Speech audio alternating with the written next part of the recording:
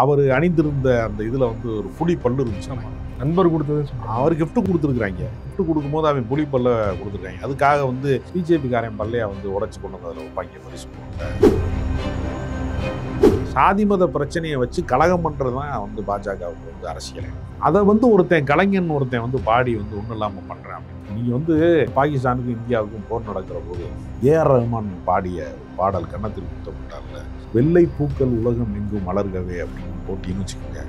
இது தேச துரோக பாடல்னு சொல்லிடலாம். நம்ம போரை நிறுத்துன்னு சொன்னா தேச துரோகிங்கிறான். ட்ரம்ப் சொன்னார்னா ஓகே பாஸ், நீங்க சொன்னா ஓகே பாஸ்ங்க. நீங்க தேசபக்தியெல்லாம் வித்தியாசமா இருந்தார். அதனால வேடன் வந்து சங்கிகளை வேட்டையாட வந்தவனா அப்படின்னு சொல்லக்கூடிய அளவுக்கு வேடனை பார்த்து அச்சப்படுறான். வேடன் வந்து யாரையுமே வேட்டையாடுறான், ரசிகர்களின் இதயத்தை தான் வேட்டையாடுறான், சங்கிகளை அல்ல என்பது அவன்.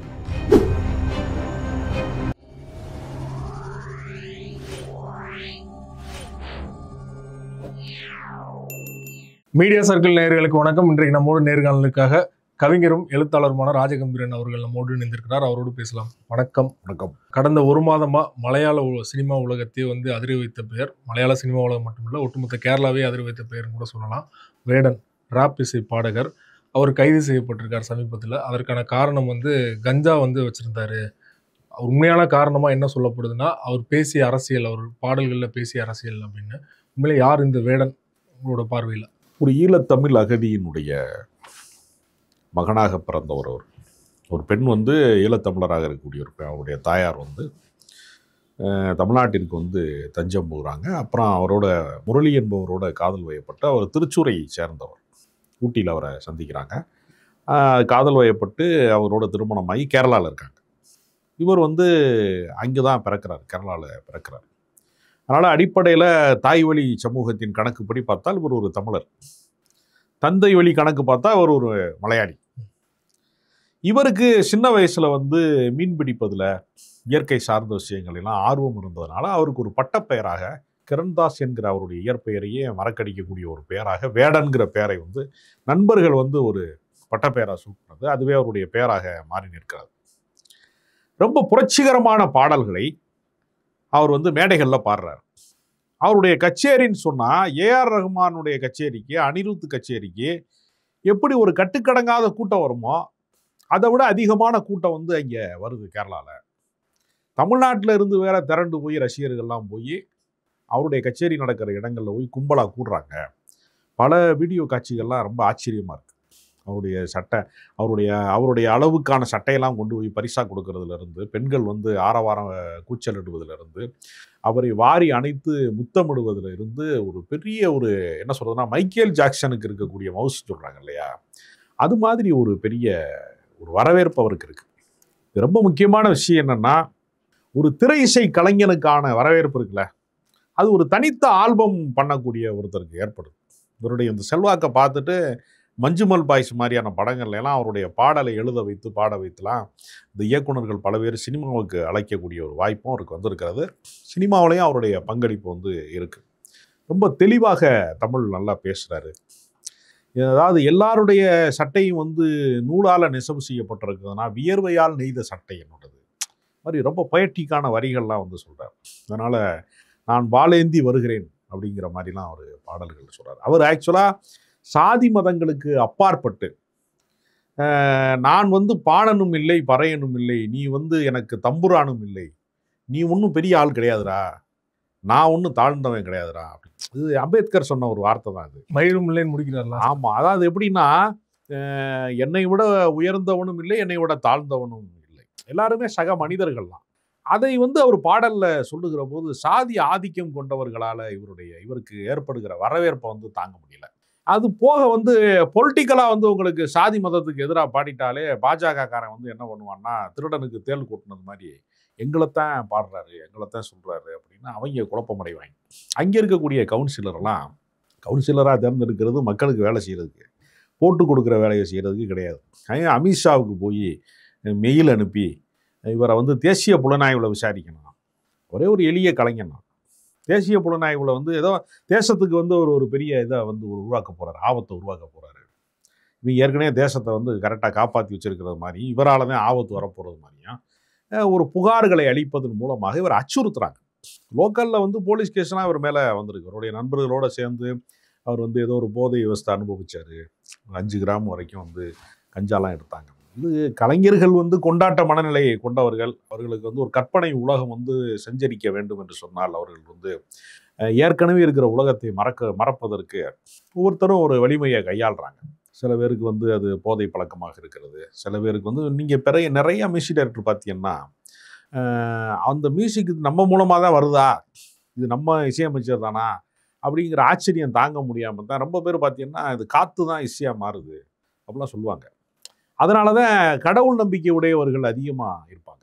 இசைக்கலைஞர்களில் பெரும்பாலான பேர் என்ன பண்ணுவாங்கன்னா வந்து அதாவது நம்மலாம் இசை பைத்தியமாக இருக்கிறோம் அவங்க மேலே அப்படின்னா அவங்க கடவுள் பைத்தியமாக இருப்பாங்க, சாமி பைத்தியமாக இருப்பாங்க. ஏதாவது சொல்கிற இப்போ இளையராஜா வந்து தொடங்குற காலத்தில் என்ன சொன்னார், மூகாம்பிகை தான் எனக்கு பாட்டு தருது அப்படின்னாரு. கொஞ்ச நாள் கழிச்சு ரமணர் தர்றாருன்னாரு. டியூன் போய் வாங்கிட்டு வருவார் போல இருக்கு அவங்ககிட்டலாம். அப்புறம் கொஞ்ச நேரம் கழிச்சு இப்போ வந்து சிவன் தான் எனக்கு தர்றாரு. ஒவ்வொருத்தருக்கும் ஒரு ஆள் தர்றாரு. கொஞ்ச நாள் நான் தான் சிவனே அப்படின்னு ஆமாம் சொல்லுவார். ஒவ்வொருத்தருக்கும் ஒவ்வொரு ஆள் தருவார். ஏஆர் ரஹ்மானுக்கு வந்து அல்லா டியூன் போட்டு அனுப்புவார். ஒவ்வொருத்தரும் ஒரு கடவுள் நம்பிக்கையின் பேரால் ஒரு விஷயத்தை அவங்க பேசுவாங்க. இப்போ இவங்களோட இருக்கக்கூடிய அந்த ஆற்றல் வந்து ஒரு இசையுடைய ஒரு மிகப்பெரிய ஆற்றல் வந்து கொண்டாட கோடிக்கணக்கான ரசிகர்களை வந்து குதூகலப்படுத்தக்கூடிய ஒரு இடத்துக்குள்ள பொலிட்டிக்கலாக வந்து மக்களை வந்து எழுச்சி பெற வைப்பது இருக்குல்ல, அது வந்து ஒரு பெரிய அலையை உருவாக்கும். இது வந்து கடந்த காலங்களில் நக்சல் பாரி மேடைகளில் வந்து ஏற்கனவே கத்தார் போன்றவர்கள்லாம் பாடியிருக்கிறாங்க. பின்னால் கத்தாரே வலதுசாரியாக மாறிட்டார்னு ஒரு குற்றச்சாட்டு உண்டு. பின்னால் இளமையில் புரட்சிக்காரனாக இருக்கிறவன் வந்து நடுத்தர வயதில் வந்து மிகப்பெரிய விரக்திக்கு ஆளாகி எதுவுமே நடக்கலை அப்படிங்கிற ஒரு மனநிலைக்கு ஆளாகி ஒரு கட்டத்துக்கு மேலே எல்லாம் அவன் செயலுங்கிற இடத்துக்கு வருவாங்க சில பேர். இந்த எக்ஸ்ட்ரீமில் இருந்து புரட்சிகர மனநிலையிலிருந்து ஒரு புனித மனநிலைக்கு வருவாங்க சில பேர். ஒருத்தருக்கு ஒரு உளவியல். இப்போ நம்ம ஊரில் கூட கோவன்கிற பாடகரை வந்து ஊற்றி கொடுத்த உத்தமிக்குன்னு பாட்டு பாடினார் சாராய கடையை பற்றி அப்படின்னு சொல்லி ஜெயலலிதா காலத்தில் அவரை வந்து அரெஸ்ட் பண்ணார். ஆனால் இதில் என்ன ஒரு நல்ல விஷயம் நடக்குது அப்படின்னா, எப்போவுமே கோவன் வந்து மாக்காய்க்கா மேடையில் பாடுவார். அந்த அமைப்பில் இருக்கிறவனுக்கும் வேடிக்கை பார்க்குறவனுக்கும் தான் கோவன் யாருன்னு தெரியும். ஜெயலலிதா அரெஸ்ட் பண்ணதுனால கோவன் வந்து ஒரு நாடறிந்த உலகறிந்த ஒரு பெரிய இசைக்கலைஞனாக அறியப்பட்டார்ல. அதே மாதிரி இப்போ என்ன பண்ணிட்டாங்கன்னா, கேரளாவுக்குள்ள மேடைகளிலே கச்சேரி நடத்தி கொண்டு இருக்கக்கூடிய வேடனை தமிழ்நாட்டில் உட்காந்து இப்போ நம்ம 2 பேர் பேசிக்கிட்டு இருக்கோம் டிஜிட்டல் மீடியாவில். ஒரு வாரமாக தான் பேசுகிறோமா. இப்போ நம்மளாவது பேசிக்கிட்டு இருக்கோம். கொஞ்சம் பேர் இதெல்லாம் பேசுறதுலாம் வேஸ்டியான்னு சொல்லி வேடன் பாட்டை எடுத்து கேட்டுக்கிட்டு இருக்கிறாங்க.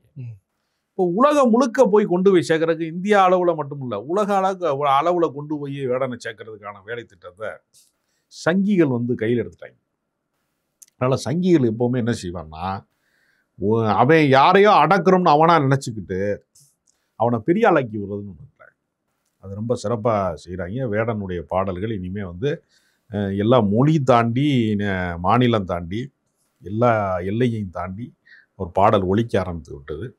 அவரை தேசிய புலனாய்வில் கைது செய்கிறதன் மூலமாக அவரை ஆல் இண்டியா ஃபிகராக மாற்றுறதுக்கு பிஜேபி பிளான் வச்சுருக்கிறாங்க. எப்போவுமே இடதுசாரிகள் கூட அவரை மேடை ஏற்றிருக்காங்க. சிபிஎம்மில் வந்து ஆக்சுவலாக அவர் அரெஸ்ட் பண்ணுறதுக்கு முன்னாடி பார்த்தீங்கன்னா சிபிஎம் மேடையில் தான் ஏதோ ஒரு ஈவெண்ட்டு கலந்து கொள்ள வந்தார் நினைக்கிறேன். ஆமாம், இல்லை அதாவது எப்படின்னா, ஒருத்தருடைய செல்வாக்கு அதிகமாக இருக்கிற போது கலைஞனுடைய செல்வாக்கு வந்து கூடிக்கிட்டே போகும்போது அதை அரசியல் கட்சிகள் வந்து தன்மையப்படுத்துவது அப்படிங்கிறது ஒரு இயல்பான ஒரு விஷயம். அது எல்லா அரசியல் கட்சிகளுமே ஒரு மிகச்சிறந்த கலைஞர்களை வந்து தனக்கானவராக மாற்றுவது அப்படின்னு ஒன்று உண்டு. நீ வந்து வளர்ப்பு மகன் கல்யாணத்தில் வந்து ஏஆர் ரஹ்மான் கச்சேரியை நடத்தினதுனால ஏஆர் ரஹ்மானுக்கு வழக்கு வந்துச்சு. அப்போ எல்லாருக்குமே இப்போ நீங்கள் வந்து ஏஆர் ரஹ்மான் சிறுபான்மை சமூகத்தை சார்ந்தவர் அப்படிங்கிறதுனாலேயே அவர் கச்சேரிக்கு போலி டிக்கெட்டை அனுப்பி உள்ளே போய் குழப்பமெல்லாம் விளைவிச்சு பெண்களை கையை பிடிச்சி இழுத்தாங்க, அதை பாலியல் சீண்டல் பண்ணாங்கன்னு சொல்லி ஒரு பிரச்சனையாகி டிக்கெட்டை திரும்ப கொடுங்கலாம் சொல்லி ஒரு பஞ்சாயத்து பண்ணி விட்டாங்கல்ல. அப்போ கலைஞர்களை பார்த்தால் அரசாங்கம் அச்சப்படுது. ஏன்னா அரசாங்கத்தினுடைய சிம்மாசனம் என்பது தற்காலிகமானது. கலைஞர்களுடைய சிம்மாசனம் அப்படிப்பட்டது கிடையாது. எத்தனையோ தமிழ் மன்னர்கள் ஆட்சி செஞ்சிருக்காங்க. ஒரு திருவள்ளுவரினுடைய இடம் என்பது நிரந்தரமானது. ஆண்டாண்டு காலத்திற்கும் நிலைத்திருக்கும் உன்னுடைய அதிகாரம் என்ன, சிலப்பதிகாரமானு ஒரு திரைப்பட வசனம் உண்டு. ஆண்டாண்டு காலத்துக்கு எவனுடைய அதிகாரம் நிலைக்காது. எல்லாமே ஒரு சீசனில் இருக்கும், ஆட்சியில் இருக்கும், அப்புறம் இல்லாமல் போயிடும். அதனால் வேடனினுடைய புகழை வந்து உயர்த்துறதுக்காக பாடுபடுகிற சங்கிகளுக்கு இந்த நேரத்தில் வந்து நம்ம நன்றி சொல்லணும்.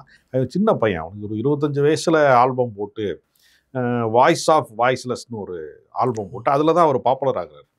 ஒரு 5 ஆண்டு காலத்துக்குள்ள தான் அவருக்கு இவ்வளவு புகழ் வெளிச்சமும் கிடைக்குது. சினிமா துறையும் அவரை வந்து தன்மைப்படுத்தி நிறைய வாய்ப்புகள்லாம் கொடுத்து இப்பதான் உருவாயிட்டு இருக்கிறார். ஒரு 30 வயது இசைக்கலைஞனை பார்த்து, அவன் இசைக்கிற மேடை கச்சேரியை பார்த்து டெல்லி அரசாங்கம் அதிர்கிறது. அமித்ஷாவுக்கு இவங்க மெயில் அனுப்புறாங்க. அமித்ஷா இவர் மேல ஏதாவது பொய் வழக்கு போட முடியுமாங்கிறதுக்கு முயற்சி பண்றாங்க. அவர் மேல வந்து போலீஸ்காரன் வந்து ஒரு உள்நோக்கத்தோட கூடிய வந்து கஞ்சா வழக்கு போடுறாங்க என்றெல்லாம் வருகிற போது இதை எதிர்கொள்ள முடியல அவங்களால. கஞ்சா வழக்கு கூட ஓகே. இன்னொரு வழக்கு பார்த்தீங்கன்னா, அவர் பொதுவெளியில வந்து ஆடை இல்லாம வராரு. அந்த மாதிரிலாம் வழக்கு போட்டிருக்காங்க. இப்போ ஆடை இல்லாமல் வர்றவனுக்கெல்லாம் வழக்கு போடணும்னா அப்புறம் ஐயருங்க மேலையெல்லாம் அவங்க வழக்கு போடுவாங்களா? அவர் மேல் சட்டை போடாமல் தான் வர்றாரு. எல்லா ஐயரும் மேல் சட்டை போடாமல் வர்றாங்க. ஆடை இல்லாமல் வருவது ஆபாசம் என்று சொல்லி அத்தனை ஐயர்களையும் சிறை பிடிக்க தயாராக இருக்க அரசாங்கம். இது என்ன பேச்சு இதெல்லாம்? சட்டை போடுறேன் போடலை, அது அவன் பிரச்சனை. அப்படி பார்த்தா மகாத்மா காந்தியே சட்டை போடலையே. எல்லா வழக்கையும் முதல்ல அவர் மேலேருந்தே ஆரம்பிக்கணும், அப்புறம் தான் ஐயருங்க மேலேயே ஆரம்பிக்கணும். அதனால் இதெல்லாம் ஒரு அபத்தமானது. குற்றச்சாட்டு சொல்கிறதுக்கு என்னன்னு தெரியாமல் அவர் அணிந்திருந்த அந்த இதில் வந்து ஒரு புலி பல்லு இருந்துச்சு. நண்பர் கொடுத்ததுன்னு சொல்கிறாங்க. அவர் கிஃப்ட் கொடுத்துருக்குறாங்க. கிஃப்ட் கொடுக்கும்போது அவன் புலி பல்ல கொடுத்துருக்காங்க. அதுக்காக வந்து பிஜேபிக்காரன் பல்லையா வந்து உடச்சி கொண்டு வந்து அதில் வைப்பாங்க பரிசு பொருளில். அது என்ன இதெல்லாம் ஒரு வழக்குக்கான காரணமாக அது. அவர் நீதிமன்றத்தில் வந்து எனக்கு பரிசு பொருளாக வந்ததுன்னு சொல்லும்போது நான் வருந்துகிறேன், மன்னிப்பு கேட்குறேன்னு சொல்லிட்டாரு. அவர் விடுதலை பண்ணிட்டாங்க. எப்படியாவது அச்சுறுத்தணும். சின்ன பையன் தானே, அவனுக்கு என்ன பேக்ரவுண்ட் இருக்கும், அவனுக்கு பின்னாடி என்ன அரசியல் கட்சி இருக்கா, ஒன்றுமே கிடையாது அப்படிங்கிறதுனால அச்சுறுத்துறதுக்கு முயற்சி பண்ணுறாங்க. ஆனால் கேரளாவில் இடதுசாரிகளுடைய அரசாங்கம் இருக்கிறதுனால, பினராயி விஜயன் போன்றவர்கள்லாம் இருக்கிறதுனால பெரிய அளவில் வந்து அவருக்கு அச்சுறுத்தல் வந்து பலிக்காது. ஏன்னா காங்கிரஸ் கட்சியும் இவருக்கு ஆதரவு தெரிவிக்குது, கம்யூனிஸ்ட் கட்சியும் இவருக்கு ஆதரவு தெரிவிக்குது. இதையும் தாண்டி அவரை ஜெயிலில் தான் வைக்கணும், அவரை வந்து பாடக்கூடாது என்று இவர்கள் நினைத்தார்கள்னா ஒரு கலைஞனின் குரலை வந்து எந்த அரசாங்கத்தினாலையும் அடக்க முடியாது. அது வந்து வேறு மாநிலங்களில் சொல்ல முடியாது. தமிழ்நாட்டிலே கூட ஏதாவது முக்கியமான மாநாடுகளில் கூட அவரை பாட வைக்கலாம். நாளைக்கு எது வேண்டுமானாலும் நடக்கலாம். அதனால் பிஜேபியை கடுப்பேற்றுறதுக்காக கூட தமிழ்நாட்டில் ஏதாவது ஒரு மேடைகளில் அவரை பாட வைக்கலாம். அதனால் அவரை வந்து உலக புகழ் மிக்கவராக மாற்றுவதற்கு ரொம்ப அசராமல் உழைக்கக்கூடிய பாஜகவுக்கு வந்து இந்த நேரத்தில் நான் நன்றி சொல்கிறேன், அந்த கலைஞன் சார்பாக. குறிப்பாக சங்கிகள் வந்து இந்த அளவுக்கு பொங்குறதுக்கு காரணமாக நீங்கள் என்ன பார்க்குறீங்க? ஒரு ஜாதி அரசியலையும் தாண்டி, இந்திய அரசியலையும் தாண்டி, சிறிய அரசியல், அப்புறம் வந்து ஈழ அரசியல் எல்லாத்தையும் எடுத்துக்கிட்டே தான் காரணமாக நினைக்கிறீங்களா? இல்லை, அதாவது அமித்ஷா வரைக்கும் போயிருக்காங்க இல்லையா? இல்லை, அவர் தப்பி வந்த இடம், அவருடைய அம்மா வந்து ஒரு ஈழத்தமிழராக இருக்கிற பட்சத்தில் ஒரு அகதியாக நிலம் கடந்து வந்த இடத்துலையும் தஞ்சம் புகுந்து தமிழ்நாட்டிலையும் வாழ முடியாத அவர்களுக்கு இப்போ தனிப்பட்ட நெருக்கடிகளுக்கு மத்தியில் ஒரு கேரள மண்ணில் வந்து கரை ஒதுங்கி வாழ்கிற போது நிலமற்றவனாக இருக்கிறான்ல, அவனுடைய வழி என்பது வந்து ரொம்ப பெரிய வார்த்தை. நம்ம பல பேர் என்ன பண்ணுவான்னா, கிராமத்தில் வந்து நல்ல ஒரு விவசாய நிலத்தோட தோட்டந்துறவோட வந்து சில பேர் வந்து நல்ல மோட்ரு பம்பு செட்டு பாசனத்தோட ஆற்று குளியலோட அப்படியே வந்து இதெல்லாம் 1000 மீன்லாம் பொறிச்சு சாப்பிட்டு வாழ்ந்துருப்பான். அவனுக்கு வேலை வாய்ப்புக்காக வேண்டி சென்னை மாதிரி ஒரு மாநகரத்துக்கு வருகிற போது இந்த புகையும் தூசியும், இங்கே இருக்கக்கூடிய போக்குவரத்து நெரிசலும், இங்கே இருக்கக்கூடிய பரபரப்பும் அவனுக்கு என்ன ஆகும்னா, எங்கள் ஊரில் எவ்வளோ நான் நிம்மதியாக இருந்தேன், எப்படி வாழ்ந்துக்கிட்டு இருந்தேன், நான் வாட்டுக்கு சிறுவாணி தண்ணியை குடிச்சிக்கிட்டு இருந்தேன், வைகை ஆற்றுல நான் வாட்டுக்கு விளையாண்டுக்கிட்டு கிடந்தேன், இங்கே கொண்டு வந்து போட்டாங்களேன்னு சும்மா சொந்த ஊரில் இருந்து கூப்பிடும் தூரத்தில் இடம் மாறி வந்தவனே அந்த ஊர் எனக்கு ஒட்டலைங்கிறான்.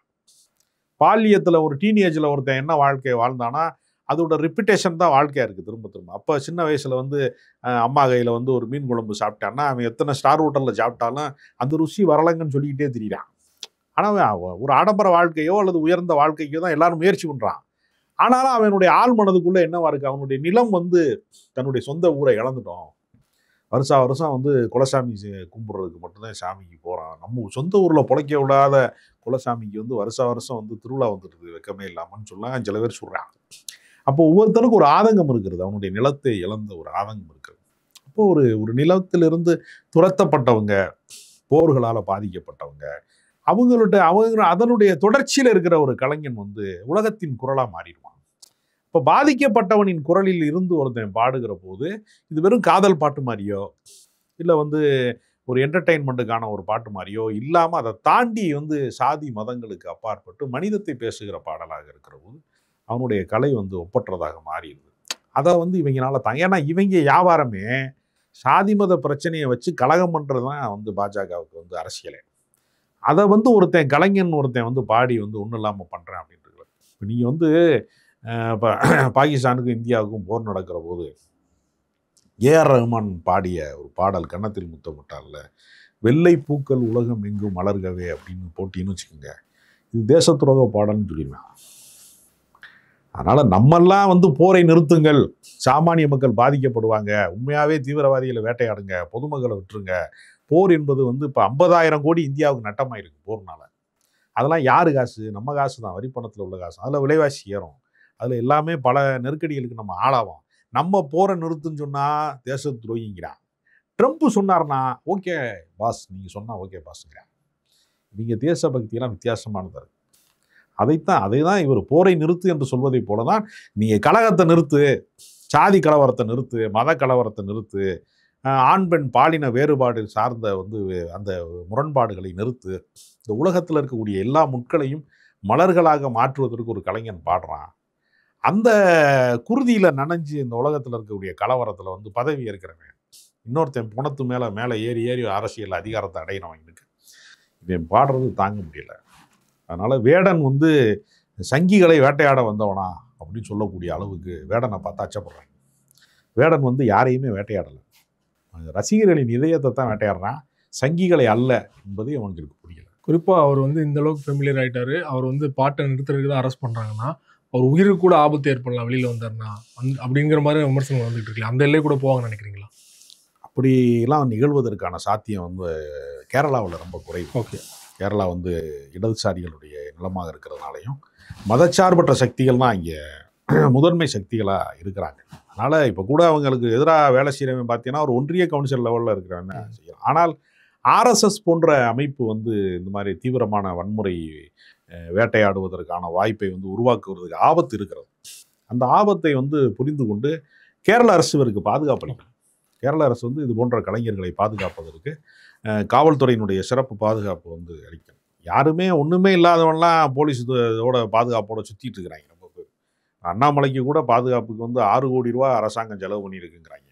அதனால் இது போன்ற கலைஞர்களை பாதுகாப்பதற்கு அரசு முன் வரணும். அது நியாயமானதாக. நியாயமாக பார்த்தா இவருக்கு பல விருதுகள் கொடுத்து கௌரவிக்கணும்.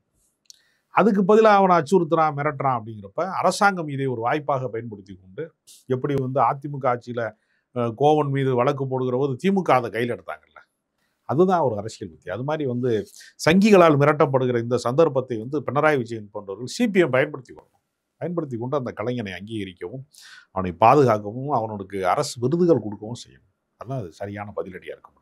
பாடகர் வேடன் குறித்து பல்வேறு தகவல் எங்களோட பகிர்ந்து கொண்டீங்க. மிக்க நன்றி.